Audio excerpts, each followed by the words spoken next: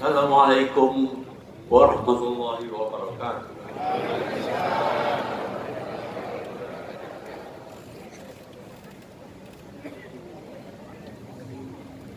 Yang terhormat Bapak Haji Surya Paloh, Ketua Umum Partai Desdam.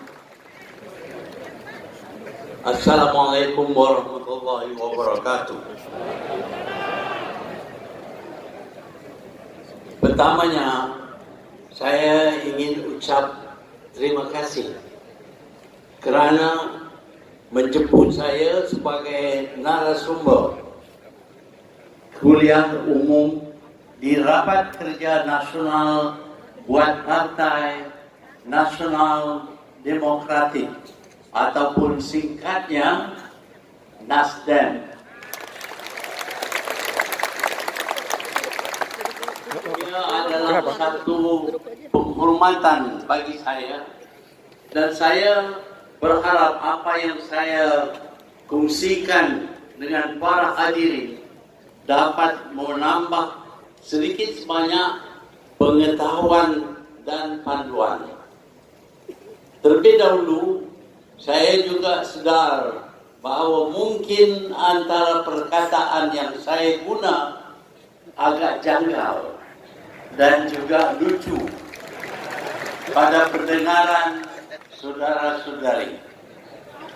Tetapi perbedaan ini saya pasti tidak besar, kerana seperti hadirin semua tahu bahawa asasnya bahasa, budaya, adat resam dan nilai-nilai kita berasal daripada rukun yang sama. Tak kala keseluruhan bumi Indonesia dan Malaysia terbentang sebagai satu Nusantara yang tidak terbagi oleh sempadan-sempadan yang hari ini kita kenali sebagai negara bangsa. Tuan-tuan dan puan-puan yang saya hormati, saya diminta untuk berkongsi pandangan berkait tema kepimpinan nasional dan kemajuan negara. Saya bukanlah seorang pakar ataupun ahli akademik untuk membincang teori-teori sains politik yang berkait dengan tema tersebut. Apa yang mampu saya kongsi adalah pengalaman terkumpul saya selama hampir 20 abad sebagai Perdana Menteri Malaysia dan juga pemerhatian terhadap pemimpin-pemimpin luar negara dalam tempoh tersebut sehingga ke hari ini. Bahagian pertama ialah berkait dengan kepimpinan nasional, sistem demokrasi contemporary yang kita ikuti sekarang terus membolehkan rakyat memilih menerusi pilihan raya siapakah calon atau pemimpin yang dirasakan layak dan berkemampuan menjadi teraju negara. Ada ketika rakyat tersalah pilih dan ini boleh diperbetul menerusi pilihan raya umum yang berikut. Yang lebih penting ialah apakah yang perlu dilakukan oleh seseorang pemimpin yang telah terpilih untuk melaksanakan peranan serta tanggungjawab terhadap rakyat supaya dia mencapai kedudukan sebagai kepimpinan nasional. Ianya tercapai apabila seseorang pemimpin itu berkemampuan merasai degup jantung dan nadi rakyat, memahami keresahan, impian serta harapan mereka. Dalam lain perkataan, untuk seseorang itu mencapai tahap kepimpinan nasional, dia perlu berdamping dan memahami pemikiran rakyat dan akhirnya mempunyai empati terhadap rakyat yang mau dia perjuangkan nasib dan masa depan mereka. Jikalau sebelum terpilih dia menjadi articulator ataupun menjadi penyambung lidah rakyat kepada institusi-institusi negara serta badan-badan pentadbiran agar nasib rakyat terbela. Setelah terpilih, menjadi tanggungjawabnya untuk memastikan apa yang diperjuang untuk rakyat semasa di luar kerajaan terus diperjuangkan. Keputusan serta dasar-dasar yang diperkenalkan mesti merangkumi majoriti rakyat tanpa memikirkan mana-mana kumpulan selain tidak mementingkan satu kelompok sahaja. Jika ini berlaku, pemimpin itu akan hilang aspirasi sebagai pemimpin nasional dan menjadi pendukung elitis. Kerana itu, kepimpinan nasional memerlukan keberanian membuat keputusan dan tindakan walau bagaimana pahit sekalipun jika ianya dilakukan untuk kepentingan majoriti rakyat dan negara. Sebelum ini, saya sering ditanya bagaimana saya membuat keputusan-keputusan yang kurang popular semasa saya menjadi Perdana Menteri Malaysia. Saya terangkan, sebagai seorang yang terlatih menjadi doktor perubatan, saya melihat sesuatu isu ataupun masalah daripada sudut perubatan. Pertamanya, kita perlu diagnose ataupun mengkaji apakah penyakit yang menjangkiti ataupun dihidap oleh rakyat dan negara. Setelah kita faham apakah penyakitnya, kita perlu mencari remedi ataupun ubatnya supaya penyakit itu dapat kita ubati. Ada kalanya penyakit itu sudah terlalu lama dan menular sehingga menjadi gangren dan perlu dipotong ataupun diamputate untuk menyelamat bahagian-bahagian badan yang lain. Keputusan itu melakukan amputation ini perlu dibuat walaupun ianya amat sukar, pedih dan menyedihkan. Begitulah juga kedudukan seseorang pemimpin yang memegang tampuk kepimpinan nasional. Namun kita tahu terdapat ramai pemimpin yang tidak mempunyai keberanian, yang hanya akan mencari jalan mudah yang populis dan hasilnya rakyat akan terlena buat seketika tanpa sedar negara sedang rosak dan akhirnya akan binasa. Ketika itu rakyatlah yang akan membayar harga yang amat mahal.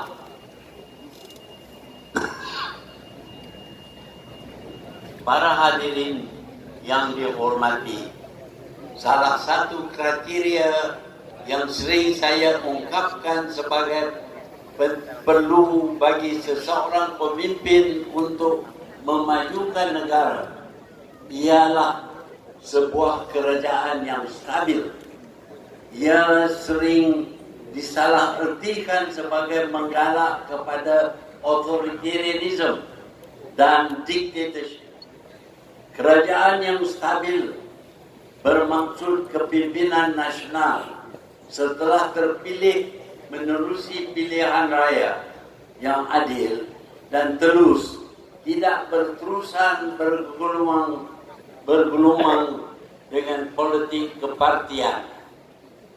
Maksud saya, setelah selesai pemilu, kepimpinan yang terpilih harus diberi peluang untuk memberi fokus kepada pembangunan nasional dan tidak terganggu dengan isu-isu politik dan yang lain.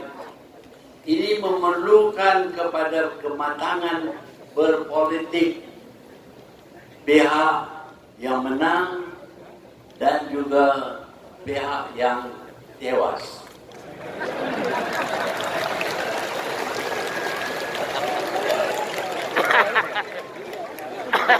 Demokrasi yang dipegang perlu difahami sebagai menerima keputusan majoriti rakyat dan yang tewas menghormati keputusan tersebut dan tidak melakukan aksi-aksi politik yang menyebabkan ketidakstabilan kepada negara. Ini bukan bermakna pembangkang harus duduk diam, tetapi ia perlu menjalankan tanggungjawab sebagai pengkritik yang konstruktif serta menjadi pemerhati yang efektif. Cuma di dalam keadaan yang luar biasa, barulah pembangkang menekan supaya pemimpin kerajaan melepaskan jawatan dan tidak semestinya keseluruhan kerajaan. Dengan demikian, kerajaan akan dapat berfungsi dengan baik dan mampu memberi tumpuan kepada program-program serta melaksanakan dasar-dasar yang boleh membawa kebaikan kepada rakyat. Pemimpin yang telah mendapat kepercayaan rakyat harus bersikap amanah dan menumpu perhatian kepada usaha-usaha membangun negara. Pemimpin perlu terus mencari ilmu dan menambah pengetahuan dan memberi perhatian kepada perkembangan yang berlaku di luar negara. Kemajuan dapat dicapai apabila pemimpin mempunyai idea dan perancangan yang teratur untuk pembangunan negara. Perancangan ini perlu pendek jangka panjang dan jangka pendek. Selain itu, perlu ditekankan bahawa sebahagian besar perancangan untuk memajukan negara tergantung kepada peranan pejabat awam. Kerana itu, mereka perlu diberi ruang yang luas untuk melaksanakan dasar-dasar dan perancangan-perancangan yang telah digubal oleh kerajaan kepimpinan. Campur tangan politik harus dielakkan seberapa mungkin. Apabila ini dapat kita lakukan secara langsung, institusi-institusi diperkukuh dan pengasingan kuasa di antara cabang-cabang kerajaan dapat dicapai. Tuan-tuan dan puan-puan, apa yang telah saya sarankan tadi bukanlah sesuatu yang baru. Namun begitu, di sebalik kesemua saranan-saranan tersebut, mereka cuma dapat dicapai apabila terdapat kepimpinan yang baik dan tidak henti memikirkan nasib rakyat melampaui nasib diri dan keluarga. Kita telah menjadi saksi bagaimana demokrasi yang jauh lebih matang telah terpesong daripada aspirasi nasional apabila pemimpin-pemimpinnya menjadi dalang untuk melakukan jenayah perang terhadap negara lain dan mereka mendapatkan sokongan rakyat dengan menipu di parlimen mereka. Inilah yang berlaku dengan serangan ke atas Iraq yang dipelopori oleh pemimpin Amerika Syarikat dan Britain, dua buah negara yang sering menjadi rujukan negara-negara dunia ketiga yang mahu membina asas demokrasi. Pemimpin-pemimpin sebegini yang selayaknya digelar penjenayah perang adalah contoh bagaimana pemimpin yang curang dan penipu mampu membuat negara-negara yang telah matang demokrasinya tergelincir dari landasan. Karena itu, pemimpin yang mahu menerajui kepimpinan nasional perlu kepada seseorang yang mempunyai jati diri yang tinggi dan berpegang kepada nilai-nilai murni. Alhamdulillah, dari pemerhatian saya dan juga apa yang saya dengar, Indonesia di bawah kepimpinan Pak Jokowi sedang berjalan di atas landasan yang sewajarnya. Pastinya Partai Nasdem dan kepimpinannya Bapak Surya Paloh turut berperanan membantu memastikan kepimpinan nasional Indonesia terus berbakti kepada rakyatnya supaya kemajuan yang lebih baik tercapai. Seharusnya Malaysia turut tumpang berbangga apabila Indonesia mencapai kejayaan dan rakyatnya mencapai keselesaan hidup. Kerana ini, kejayaan ini akan turut